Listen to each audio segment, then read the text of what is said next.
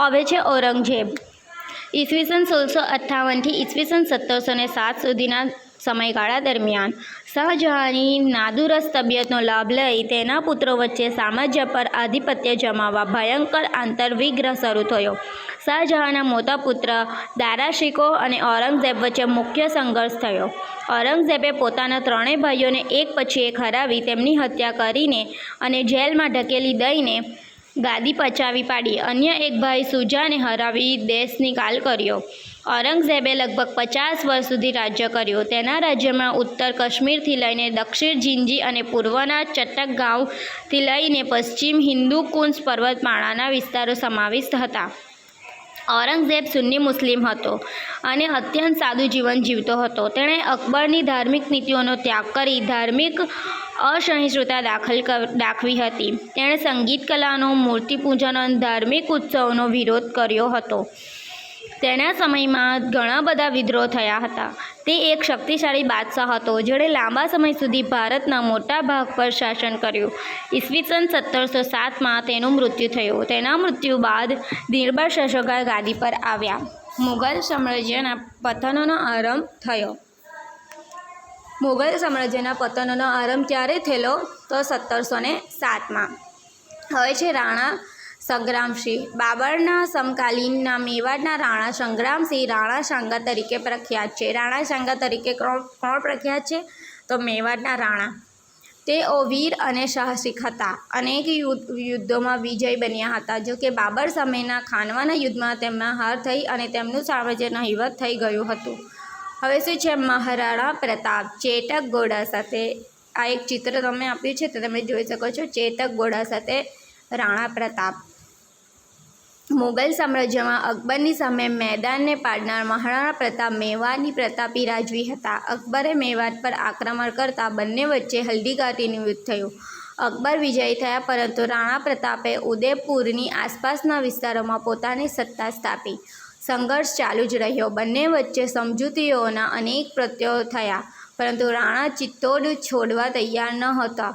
તેમણે છાપમાર યુદ્ધ ચાલુ રાખ્યું। ઈસવીસન 1576માં હલ્દી ઘાટીના પરાજય બાદ રાણા પ્રતાપ ગંગુડામાં રાજધાની લઈ ગયા અને જીવનના અંત સુધી યુદ્ધ કરતા રહ્યા। બાદમાં ડુંગરપુરના ચાવંડમાં પોતાની રાજધાની સ્થાપી। 51 વર્ષની વયે તેમનું અવસાન થયું। રાણા પ્રતાપનું 51 વર્ષની વયે અવસાન થયું હતું। વીર દુર્ગાદાસ રાઠોડ। દુર્ગાદાસ રાઠોડ મારવાડના શાસક જયવંશી મંત્રી અશ્કરણ રાઠોડના પુત્ર હતા। તેમની તુલના રાણા પ્રતાપ સાથે કરવામાં આવે છે। ઔરંગઝેબના સમયમાં તેમણે તેનું આધિપત્ય સ્વીકાર્યું ન હતું। છત્રપતિ શિવાજી। ભારતમાં મહાનતમ રાજાઓમાં સ્થાન પામનાર છત્રપતિ શિવાજી મરાઠા સામ્રાજ્યના સ્થાપક હતા। મરાઠા સામ્રાજ્યના સ્થાપક કોણ હતું? તો છત્રપતિ શિવાજી। ઈસવીસન 1627માં તેમનો જન્મ શિનવેરી મહારાષ્ટ્રમાં થયો હતો। માતા જીજાબાઈ અને પિતા શાહજીના સંતાન શિવાજીના જીવન પર તેમના સમર્થ ગુરુ સમર્થ રામદાસ અને દાદા કોંગદેવનો વ્યાપક પ્રભાવ હતો। તેમણે નાની જાગીરમાંથી મહાન મરાઠા રાજ્યનો વિસ્તાર કરવા 40થી પણ વધારે કિલ્લા જીત્યા હતા। મુગલ બાદશાહ ઔરંગઝેબ અને બીજાપુર સાથે તેમણે લાંબો સમય સંઘર્ષ કરી વિજય પ્રાપ્ત કર્યા હતા। ઈસવીસન 1665માં મુગલ સમ્રાટ સાથે તેમની હાર થતાં તેમની સાથે સંધિ કરી હતી। ઔરંગઝેબે તેમને જેલમાં પણ પૂર્યા હતા, પરંતુ ચાલાકીથી છટકી જઈ ફરી વખત તેમણે મોરચો માંડી વિજય કર્યા। ઈસવીસન 1674માં રાજગઢમાં તેમને રાજ્યાભિષેક થયો હતો અને તે હિન્દુ સમ્રાટ તરીકે ખ્યાતિ પામ્યા। હિન્દુ સમ્રાટ તરીકે કોણ ખ્યાતિ પામ્યા? તો તે કોણ છે? છત્રપતિ શિવાજી, જે મરાઠા સામ્રાજ્યના સ્થાપક હતા। તેઓ મહાન વિજેતા હોવા ઉપરાંત કુશળ વહીવટકર્તા અને સંગઠનકર્તા હતા। તેમના મંત્રીમંડળને અષ્ટપ્રધાન મંડળ કહેવામાં આવતું। અષ્ટપ્રધાન મંડળ કોના મંત્રીમંડળને કહેવામાં આવતું? તો છત્રપતિ શિવાજીના મંડળને। અને તેમનું મૃત્યુ 1680માં થયું હતું। મુગલ સામ્રાજ્ય અને રાજ્ય વ્યવસ્થા। મુગલ વહીવટી તંત્રની વ્યવસ્થિત સ્થાપના અકબર દ્વારા થઈ હતી। શાસનના કેન્દ્રમાં બાદશાહ રહેતા અને તેમને સલાહ આપવા એક મંત્રી પરિષદ હતી. બાદશાહ સર્વોચ્ચ સેનાપતિ અને ન્યાયાધીશ હતા. બાદશાહ અને વહીવટતંત્રી વચ્ચે તાલમેલ રાખવા વજીરની નિમણૂક કરવામાં આવી. તે દીવાને વજીરે કુલ કહેવાતો અને નાણાં અને મહેસૂલની વ્યવસ્થાનો વડો હતો. સેનાના વડાને મીરબક્ષ કહેવામાં આવતો, જે સેનાને ભરતી કરતો અને સેનાના અધિકારીઓની નિમણૂક કરતો. તે ગુપ્તચર તંત્રની દેખરેખ પણ રાખતો. મુગલ વહીવટતંત્રના ગુપ્તચરો વાયક નિવાસ તરીકે ઓળખાતા. સમ્રાટની અંગત જરૂરિયાતોનું ધ્યાન રાખવા મીર-એ-સામાન નામનો વિભાગ હતો, જે સરકારી કારખાનાઓનો વડો હતો. ન્યાય વ્યવસ્થાનો વડો કાઝી હતો. ન્યાય વ્યવસ્થાનો વડો કોણ હતો? તો કાઝી હતો. મહેસૂલી વ્યવસ્થા. અકબરે ભારતમાં એક નવી મહેસૂલ વ્યવસ્થાનો આરંભ કર્યો હતો, જેને મનસબદારી વ્યવસ્થા તરીકે ઓળખવામાં આવે છે. મનસબદારી વ્યવસ્થા તરીકે કોને ઓળખવામાં આવે છે? તો અકબર. મહેસૂલનો દર વાર્ષિક ઉપજના 1/3 ભાગ જેટલો હતો. અકબરની મહેસૂલી વ્યવસ્થાનો સ્થાપક ટોડરમલ હતો.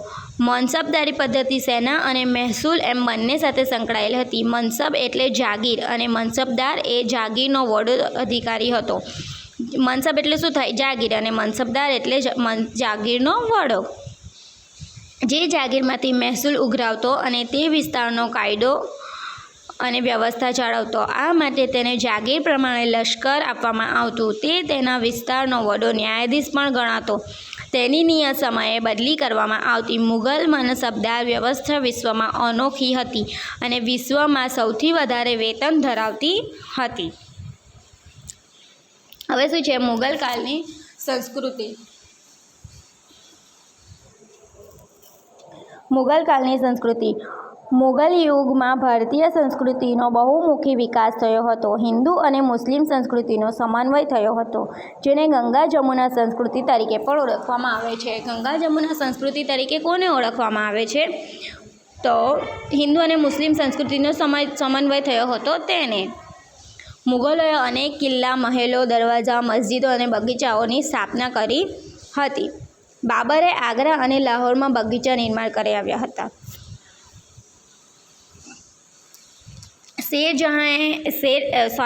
શેરશાહે સાસારામમાં મકબરો અને દિલ્હીમાં મસ્જિદ બંધાવી હતી.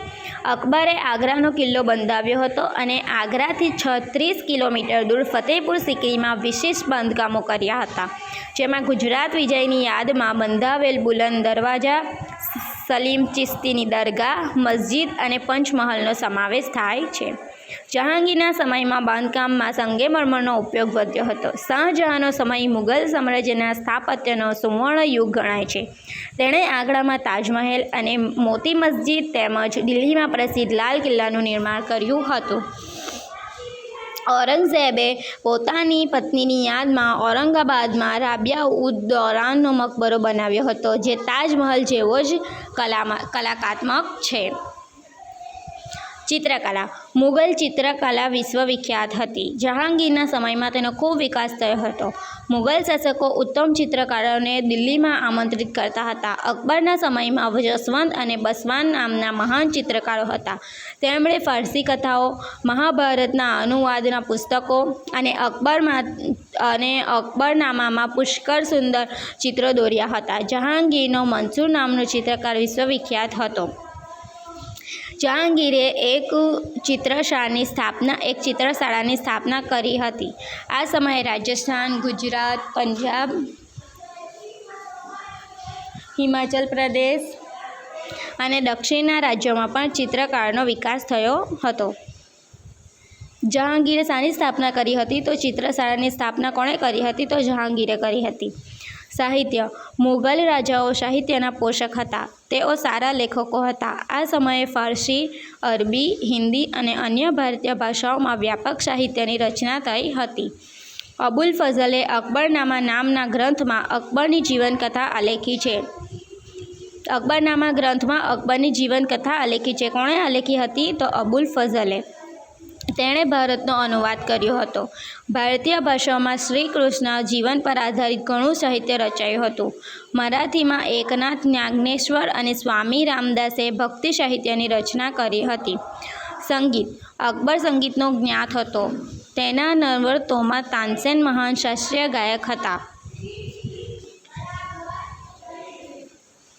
જેણે અનેક રાગો પર રચના કરી હતી. ત્યારે અકબરના સમયમાં કોણ મહત્ત્વના શાસ્ત્રીય ગાયક હતા? તો તાનસેન. ઈસવીસન 1526માં સ્થાપાયેલ મુગલ સામ્રાજ્ય ઈસવીસન 1707માં ઔરંગઝેબના મૃત્યુ બાદ પતન તરફ ધકેલાયું. કોઈ શક્તિશાળી શાસકના અભાવે ભારત નાના નાના રાજ્યોમાં વહેંચાઈ ગયું, જેમાં મુગલ વંશના નિર્ભક્ષ શાસકો, હૈદરાબાદના નિઝામ, બંગાળ બિહારના નવાબ, રાજસ્થાનના રાજપૂત રાજ્ય, મરાઠા, પંજાબનું શીખ રાજ્ય વગેરેનો સમાવેશ થાય છે. આ બધા રાજ્યો એકબીજા સાથે ઝઘડતા રહેતા હતા. પરિણામે તેઓ નિર્બળ બનતા રહ્યા. આવા સંજોગોમાં યુરોપમાંથી વેપાર કરવા આવેલી કંપનીઓ ભારતમાં શાસન સ્થાપવા સ્વપ્નો સેવવા લાગી. અહીંયા આપણું ચેપ્ટર સમાપ્ત થાય છે.